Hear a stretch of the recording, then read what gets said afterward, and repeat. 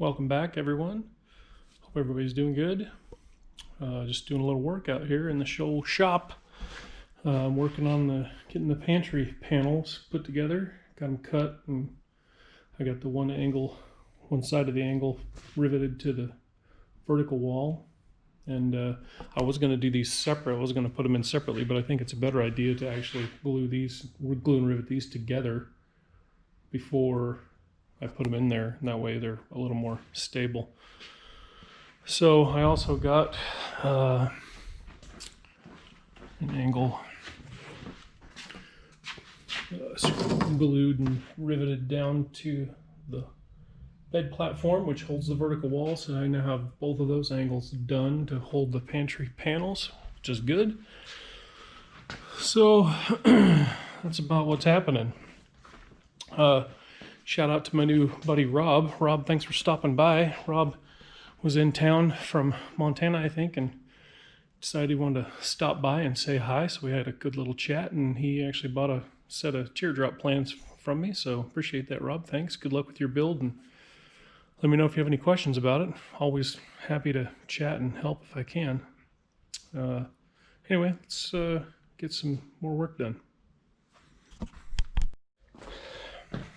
All right, well, I didn't record that because you guys have seen me riveting and gluing stuff so many times. So I just got these glued and riveted on here. Pantry panels, look at that. Not too bad. And I've gone through another 100 rivets.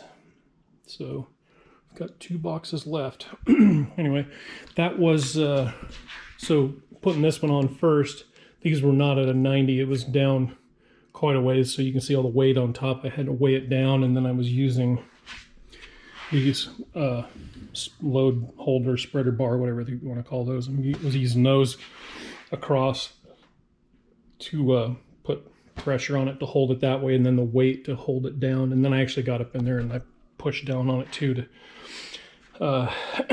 try and get as low as possible. You can see along the bottom edge down here that there's a little bit of a gap, and more gap in some places than others. So the bed platform was not completely flat, which is not a surprise. That was one of the panels that was a little warped when it came out, but it's not a big deal.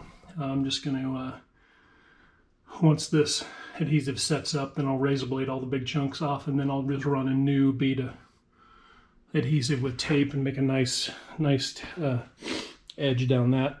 And then I think on this corner, like I'm going to do on the front edge of the shelf, I'm just going to do an aluminum angle, I think, all the way down, and I'll round the corner over so that we don't split our heads open on it or something. But anyway, that is looking pretty good. It's looking just like the model. Here, let me do a kind of a still shot here, and then I'll see if I can get a image from the model and put it in here and see if it matches. All right, it's the next day. I'm doing a little experimenting with some aluminum angle to go around the fender wells and the top edge of the camper. So I built a little wood jig here, and I trimmed down. I tried it full height first, and it didn't work very good, so I trimmed it down to like a little less than half height on the leg that has to bend, and that seemed to bend okay. And let's see how hot this is. And it's still a little warm, but not bad. So we come over here, we can see that it will, if I can do it one-handed, it will just cover up that edge right there. So that should work. I think I'm going to, these angles here, I think I'm going to make those a little bit shallower so it's not such of an abrupt